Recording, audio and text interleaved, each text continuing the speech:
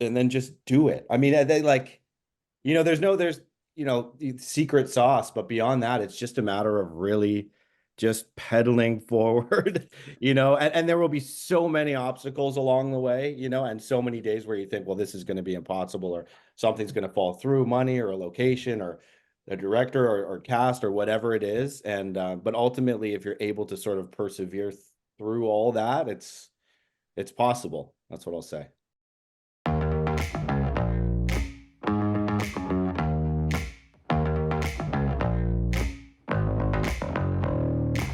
Hey everybody, and welcome to another Blood in the Snow Film Festival special episode.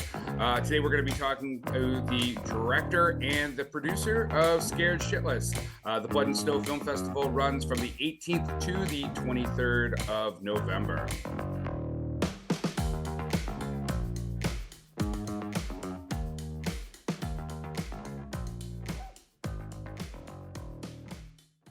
Hey guys, welcome to the show.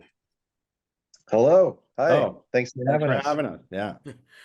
So we've got some of the team from Scared Shitless, the 2024 film that is playing at Blood in the Snow Film Festival. That is going to be happening. The Blood in the Snow is currently going on, and their film will be playing Saturday, November 23rd at 9:30.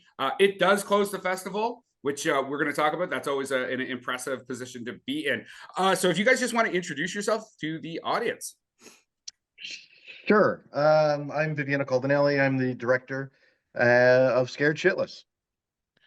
And I'm Lewis Spring, and I'm the producer of Scared Shitless.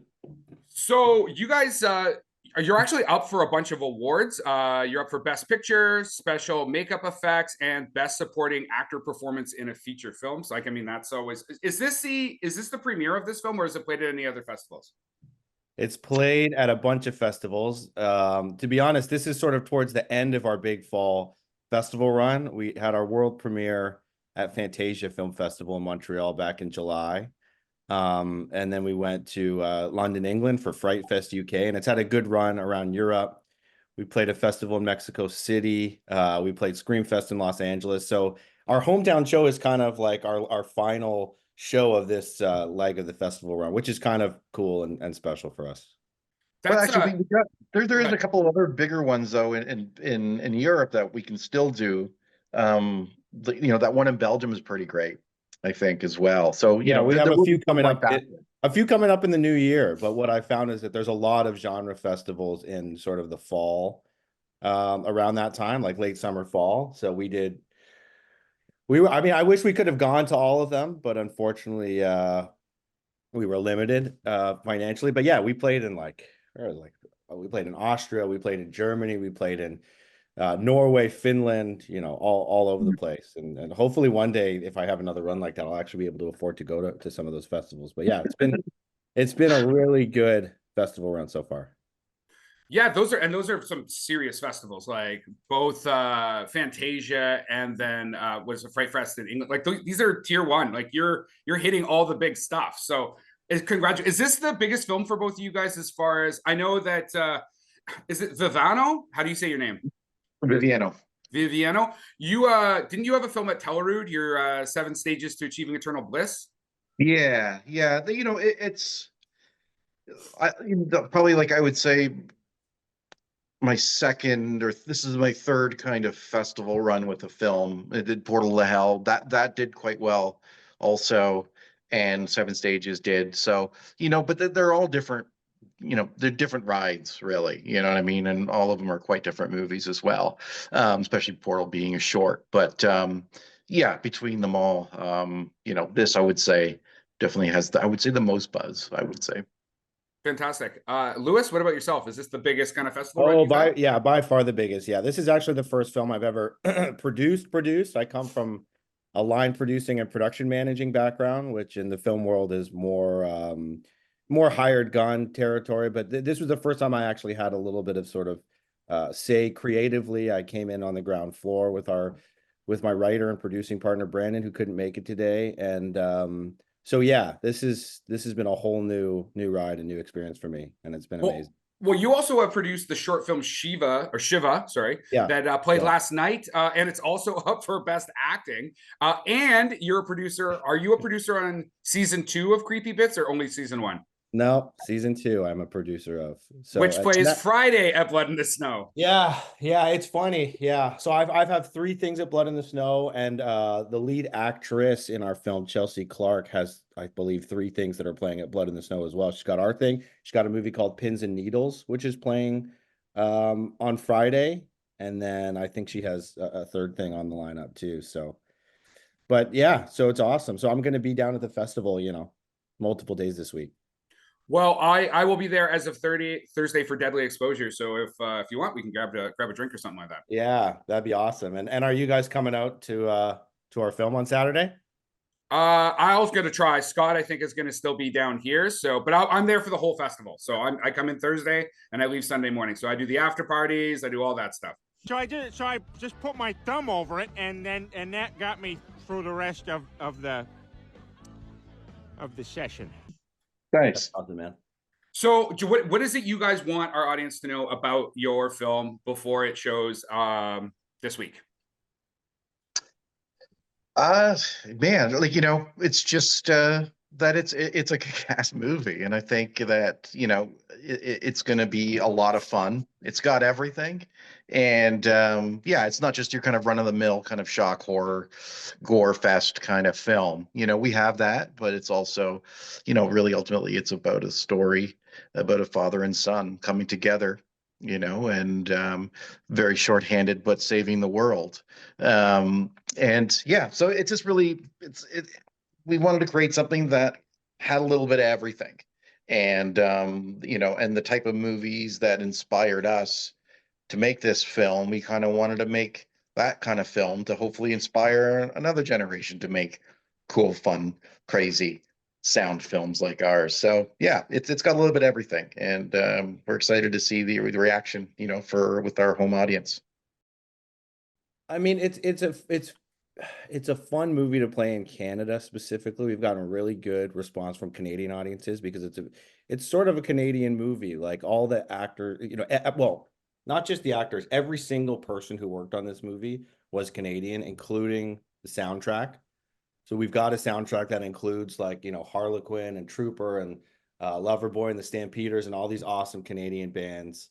And yeah, from the cast, from the top cast and the director all the way down to our drivers, everybody was Canadian. So, yeah, Montreal really liked it. Calgary really liked it. We just played in the East Coast. We played another festival in Edmonton, and so Canadian audiences really seem to dig it. And I think Toronto will be no exception. And I was going to ask, like, how did you approach balancing like the comedic and horror elements in your film? And were there moments where you felt you had to sacrifice like one tone to serve the other? No, not necessarily. Maybe in some takes here and there, but overall, everyone pretty much got it. And the style and the tone and sensibility of it is pretty grounded in an absurd way. Like it's really as if like if this happened in real life, this is what it would be like. And so it's not necessarily heightened. It's all the comedy's in the moment. You know what I mean? We're always moving forward. There's no non sequiturs. We're not stopping to tell jokes or anything. And as long as you do that, then the scares are legitimate because they are in the moment as well, and the comedies also. So it's really just about, yeah, keeping grounded, keeping, true to the story, true to the forward momentum of the story. And if you stick with that, everything will be in tune. What would you say is story arc of the creation of this project? Like, what was its genesis, and how did you get to where you're sitting on our show right now? It's a good question. I can answer that. Yeah, I can answer that. Yeah. So, the guy who wrote it and came up with the concept, Brandon, he came up with this idea. Me and him had worked together on a few shorts in the past. And he had this idea of like, how about a creature that gets loose in the pipes of an apartment building and starts killing people through their toilet, which is like, that log line alone. It's like, I can't believe this hasn't been done yet. It's such a simple concept, but it's campy and fun. And, so we decided to jump on it. So we kind of self-financed a short film version of this that will probably never see the light of day because, you know, the budget, we did it with crumbs basically, but we still had we had a puppeteer and we had somebody make a silicone creature for that one. And we shot it on standing sets in Hamilton. So we did that short. And, you know, we thought like there's definitely potential for a feature here. So from the short, we wrote the feature script and we used that to sort of get people interested, including Viv and including Steve Kostansky. I don't, if you guys know who he is, who, yeah, like total Canadian legend, you know, creature guru and FX guru and stuff. And so we used sort of the short and the feature script to get people interested.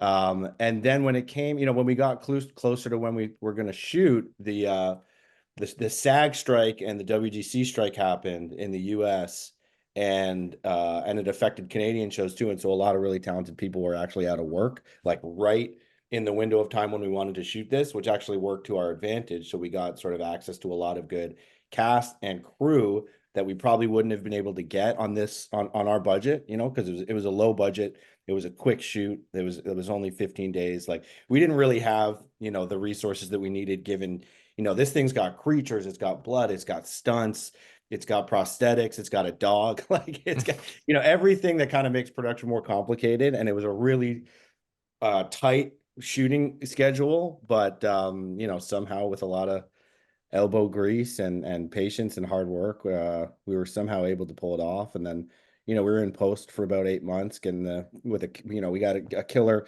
composer called Blitz Berlin, 3 guys that are also Canadian. So yeah, you know, we just tried to steamroll ahead, and here we are. Yeah, for those that don't know, Steven Kostansky, he is the Creature FX designer, but he is also the director of Frankie Frico, Psycho Gorman, and he did the lead makeup on A Violent Nature, which is blown up internationally. For you, Lewis, as well, I know we don't have you guys for a ton of time. What is your recommendation for filmmakers who are trying to do low budget features? Like, what is your secret sauce to low budget filmmaking? And then I'm going to come back over to you, Vivieno. I think this kind of contradicts what I just said, but it always helps to make a short film first, I think, and try to use that as a proof of concept to get a little bit of interest from potential investors or financiers, or even, you know, get talent on board, which might help unlock a little bit of money. So I would say, yeah, if you can make a short, and then otherwise, and this is what's going to contradict what I just said, you know, try to write to the resources that you have. I know that's kind of the opposite approach that I think most writers take. They kind of want to write their dream screenplay and then, you know, figure out how to make that. But, you know, we wrote a script that took place in one location. Basically, the whole thing takes place in an apartment building.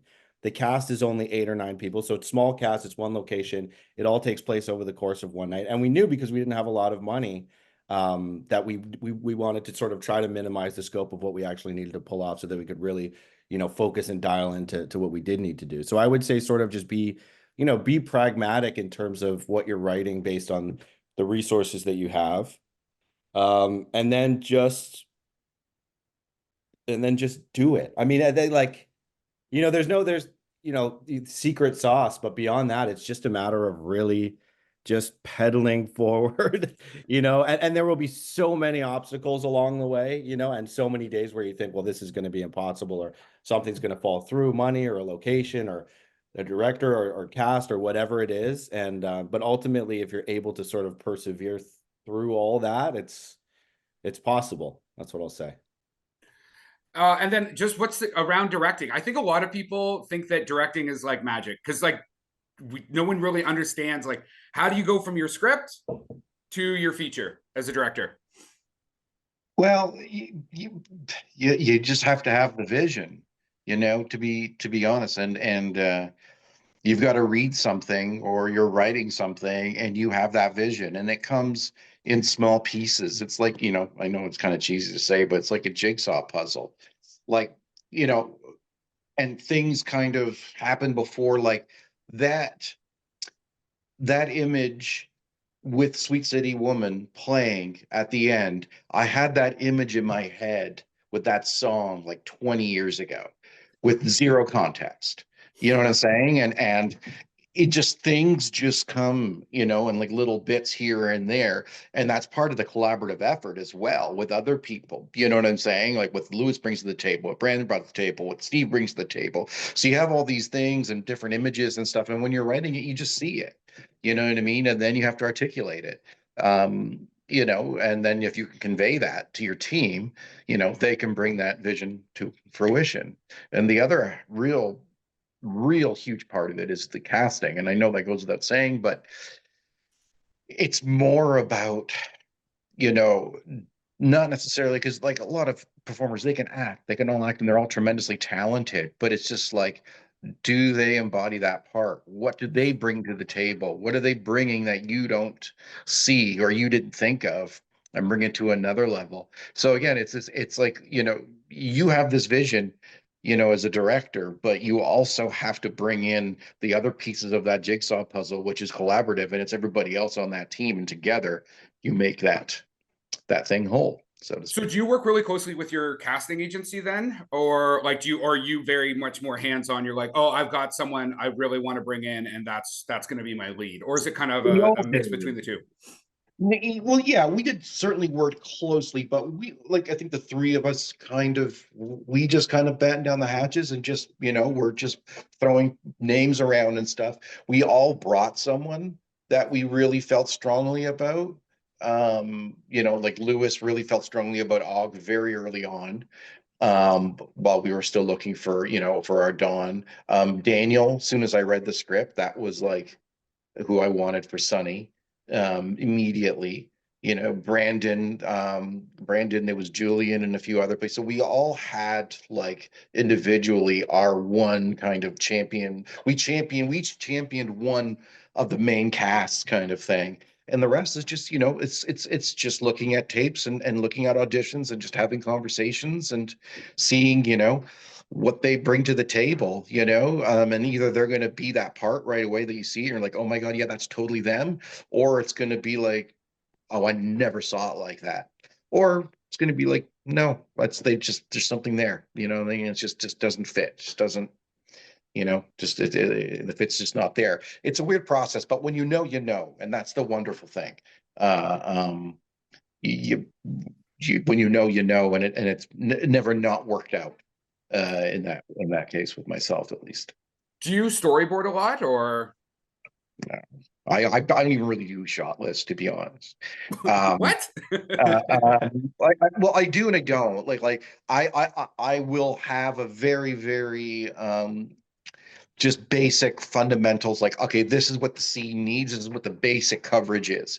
But like, there's so many variables on the day, right? And things change so quickly. And I feel like to lock someone into something, unless it's like really hard action or very specific. But even then, it all generally goes out the window because you can have a shot list and you can work that way, sure.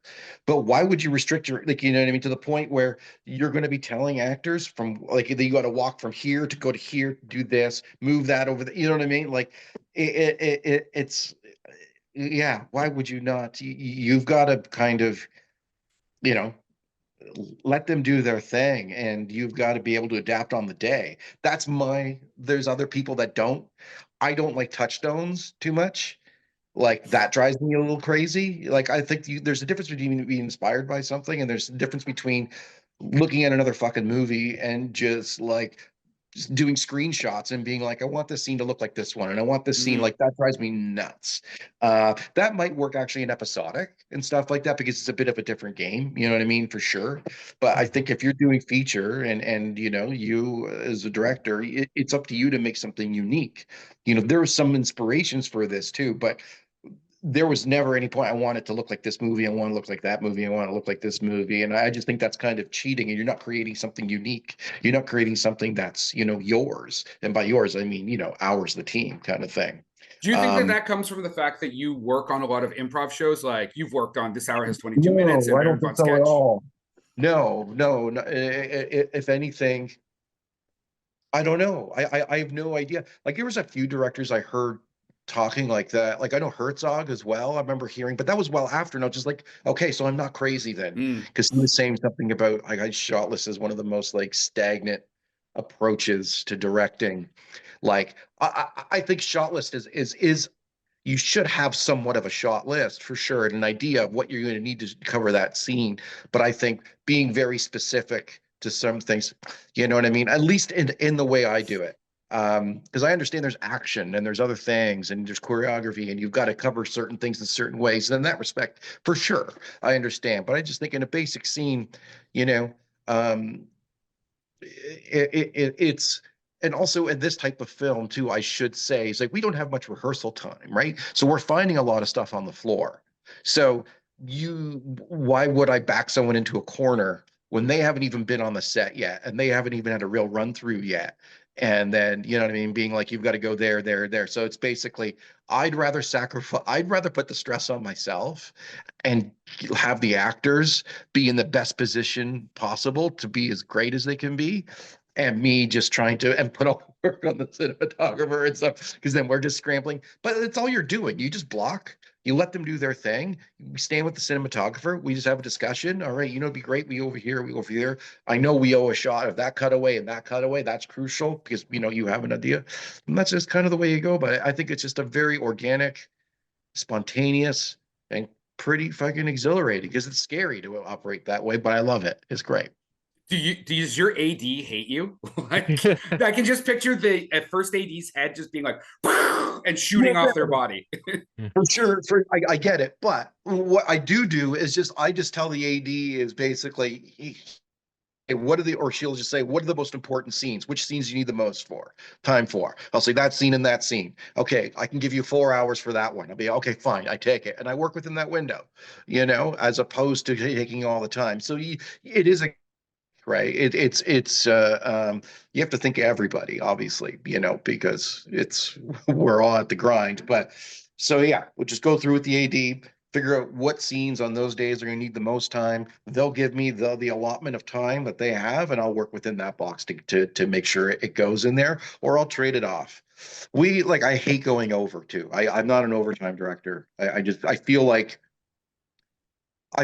you lose the game, so to speak, when you go into overtime. Like if you're not prepared, if you don't really know what you're doing, and you know, if then because then you're just taking away stuff from later, you know. So, anyways, sorry, it's got a bit of a rant there. No, it was awesome. So what films would you say kind of inspired this, like tonally or something? You keep on talking about it, but I just want to see if it's the same movies that I was thinking. The main one was the Blob remake. And really it's just because of the nature of the creature, you know. The color palette wasn't too close to that, maybe somewhat, you know, and some of maybe the purpley and the bright colors and stuff, but it was pretty much our own thing. And just there's one kill that is a huge try to kind of homage to one of the kills in the Blob remake, which was one of my favorite deaths of all time. I love the Blob remake. I think it's one of the most, I think that's my favorite movie of the 80s. It just snuck in there. It's 89, I believe. And that's my favorite like horror of that decade for sure. I think it's an incredible script too, that people don't give it credit for. Like there's some twists early on that you don't see coming.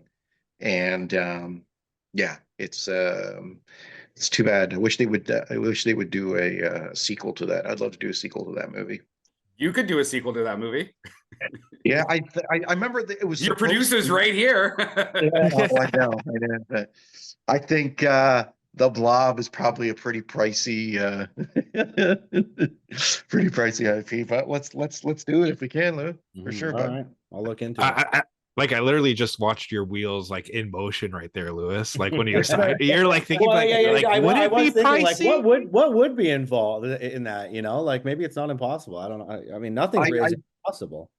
I remember they were in pre-production a long time ago because it wasn't really a big.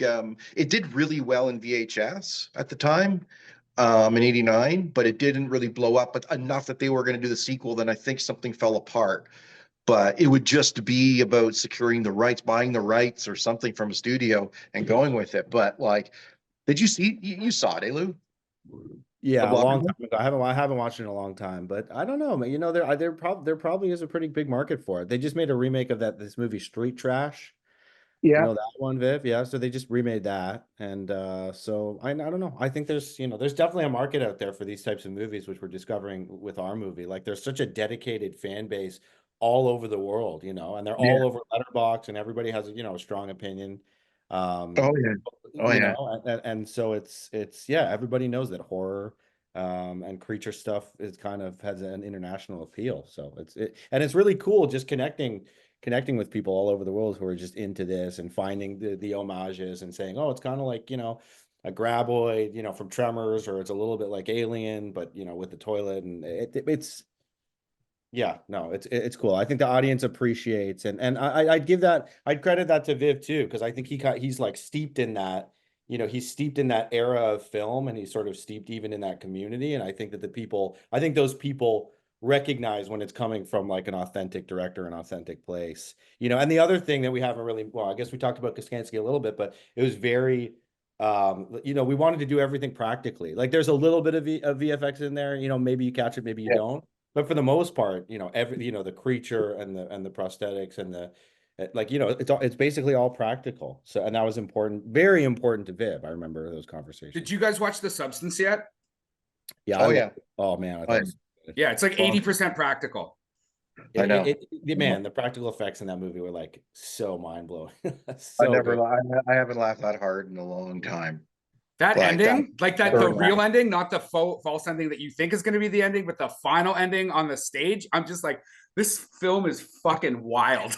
Like, Well, I'll be honest. I went in there expecting a completely different movie because I don't really like watching too many trailers or anything. And just based on what I know, I thought I was going in with a real I thought it was going to have like a real strong message, and I already perceived that it was going to be something about ageism and you know what I mean, and just females in the working in the entertainment industry and stuff like that. So I was looking for this real strong message, and I didn't see it. In fact, I thought like it was just like, my God, what is this movie? And then until later, I realized what exactly the movie was. So it's kind of sad that I have to watch it again now because I want to go in with that, understanding what that movie is. But that's the problem nowadays. They tell you too much in the trailers, or they try to make it something it's not just so they can sell it or get a wider audience, essentially. But I thought it was absolutely a fucking roller coaster ride, and I loved it. I absolutely loved it. I haven't laughed like that in a long time. It was fucking wicked.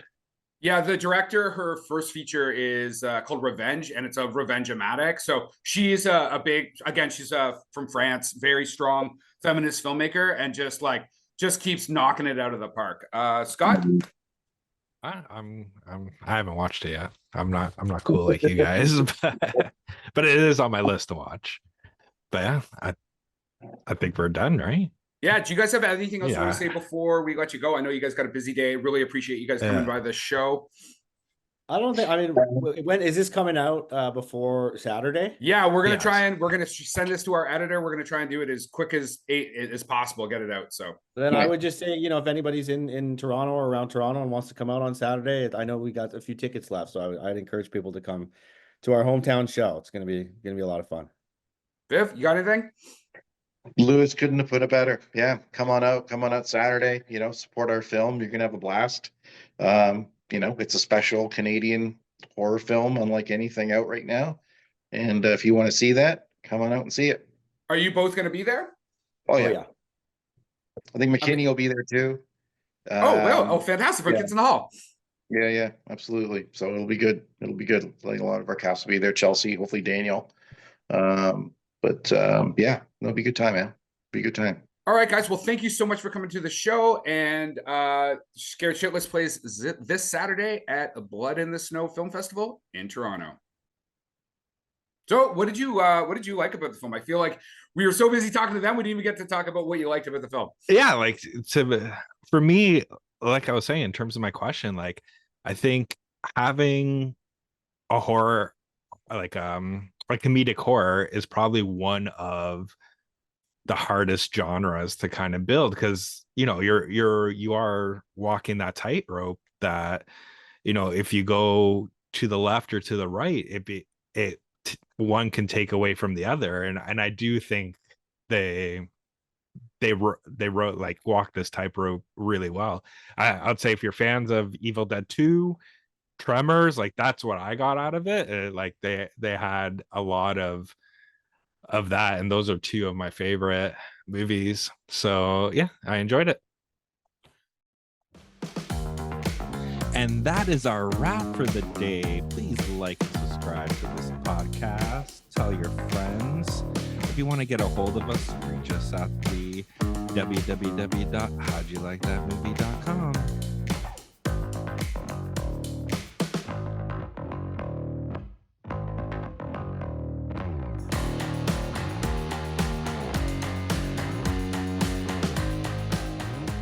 Yeah, man, I think that one of the things I really noticed was the set decoration, like the whole style of the film. Like there was so much attention to detail on like everything.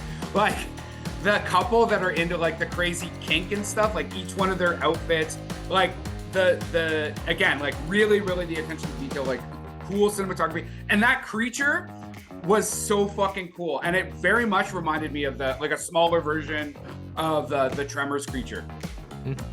I agree.